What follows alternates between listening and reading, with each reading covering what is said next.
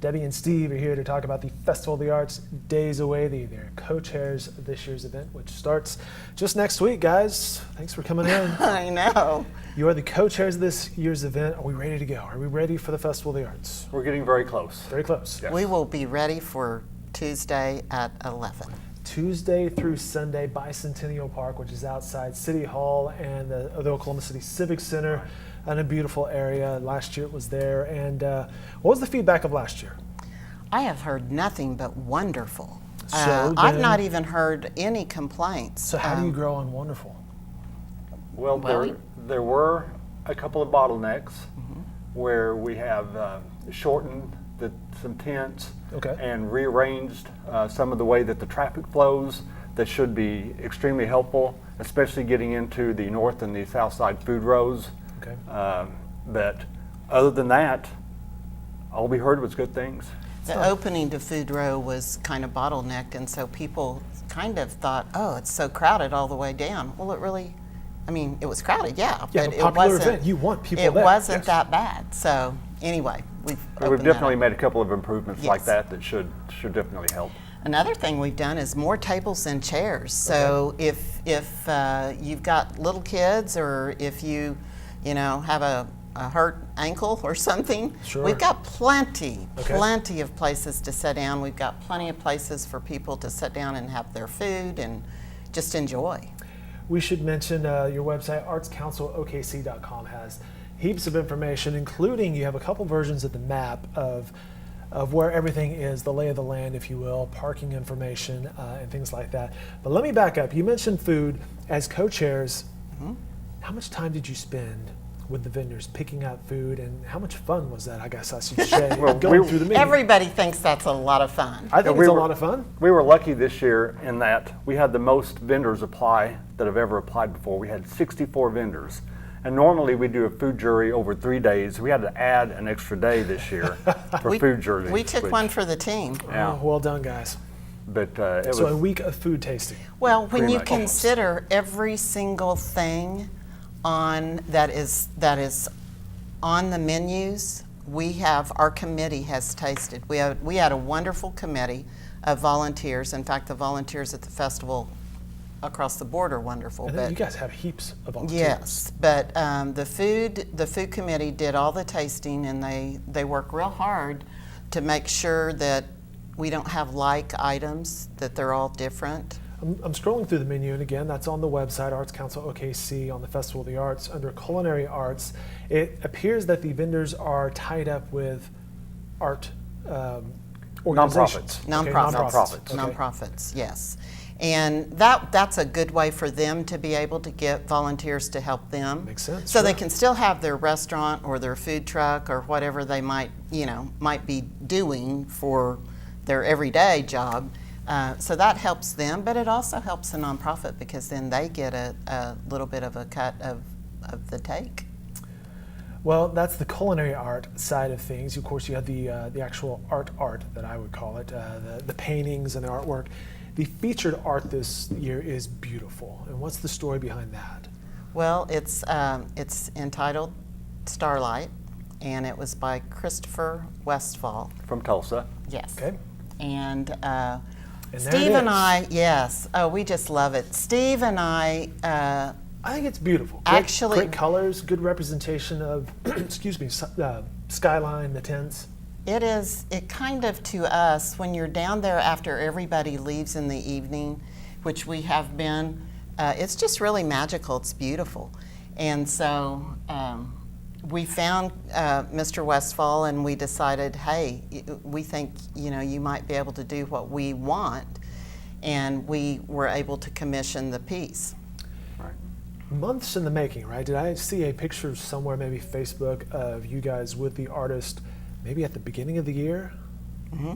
So there's quite a bit that goes into this. We started last year. Okay, last year. At the festival, we picked him out at the festival last year. It's one of the vice chair's jobs is to pick the artwork for the following year, your year. Gotcha. And so we started at that time going around looking at all the artists, and we found Christopher's work and we liked it, and then we talked to him about what we would like to see, and he went and developed it, and we went up to Tulsa and looked at it and made some changes and some adjustments, and I mean, he was just great to work with. We had a great time and really enjoy him, and he will be there for the festival. And I'm friends with him on Facebook, so I know that he's been really pumping out the artwork. So he's going to have awesome work. Can people buy that print, the one that we saw there, Starlight, or a replica of it in any way, or is it just a one of a kind? It is. We've got prints. We've got a lot of prints, but it's strictly for our patrons of the festival and the Arts Council. So it's a certain level of giving, and I'm going to tell you, I'm sure that if you wanted to make a contribution to get one, that could be mine as well. That might happen. That might happen. So that's why they get to be co-chairs. They're always thinking. Yeah. Debbie, what do you do these days? I believe you were with Youth Services, is that correct? I was the president CEO of Youth Services for Oklahoma County, but retired about 1.5 years ago, maybe a little longer. And since then, I've been involved in the arts and really strictly involved with the festival. It's a big undertaking, and I don't think people realize what all goes into it. Well, there certainly is a major event. You guys were talking about traffic patterns. It's right in the heart of Oklahoma City, so it is a major event. And Steve, what do you do? I'm an accountant. I'm a CPA with Maxis International. They're a manufacturing company here in Oklahoma City. And in your spare time, you like to run, right? I do like to run. So you will be in the Oklahoma City Marathon. I will. And how many marathons have you run in, sir? I've run all of the Oklahoma City Memorial Marathons, and if I get this one finished, it will be my 47th.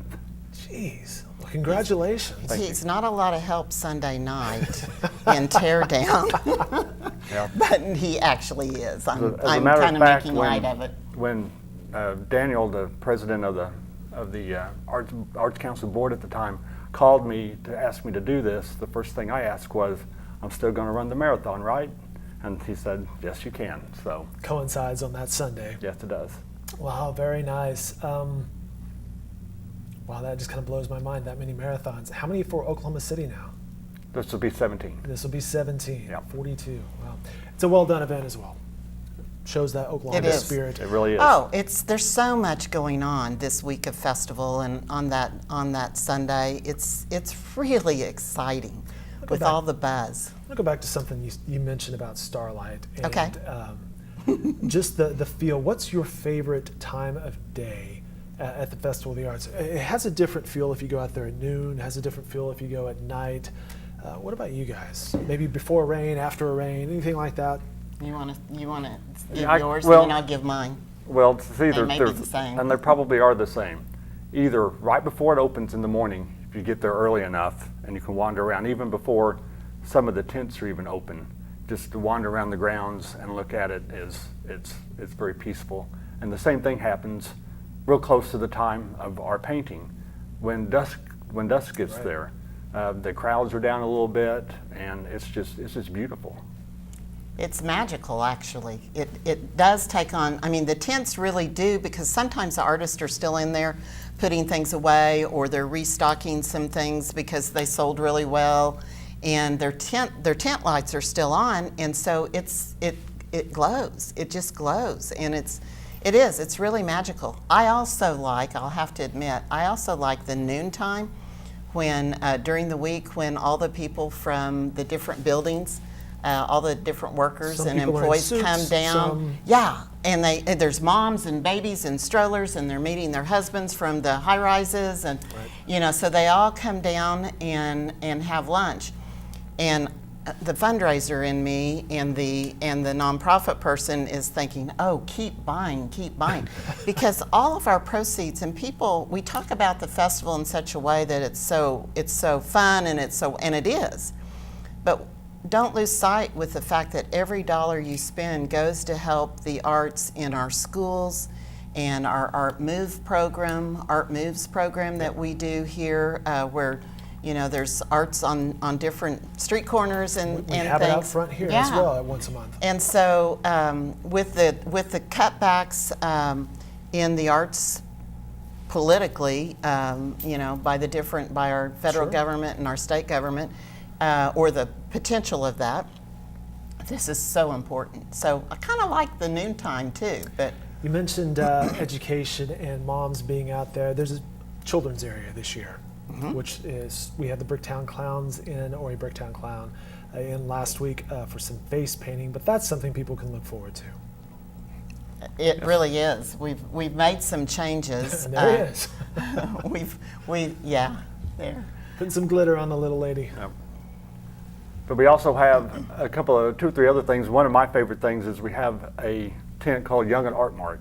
Okay. And basically you have to be 12 or under to be able to go in and purchase art. And basically what happens is our artists that are there donate to this, and the kids can go in and without the adults, and they can pick what they like, and it's usually between 50 cents and $5 is what they're priced. That's a cool idea. And they get to go in there and pick what they want, not what their parents are trying to get them to We get. encourage This the is what you parents should to like. stay Right. outside of the tent.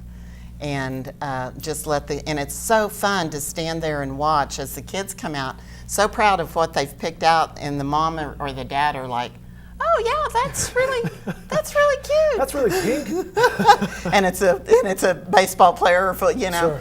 picked out the poodle or whatever. So little kitty, but That's a good idea. the artists are so generous to donate either small original pieces. Sometimes they'll throw little tiny pots if they're potters, or if they're glass workers, they'll do a little glass nugget of some sort. And they're not huge. A lot of times they're prints, but it gets them in the habit of buying original work. That's a good point. Plus, encourages some creativity there as well.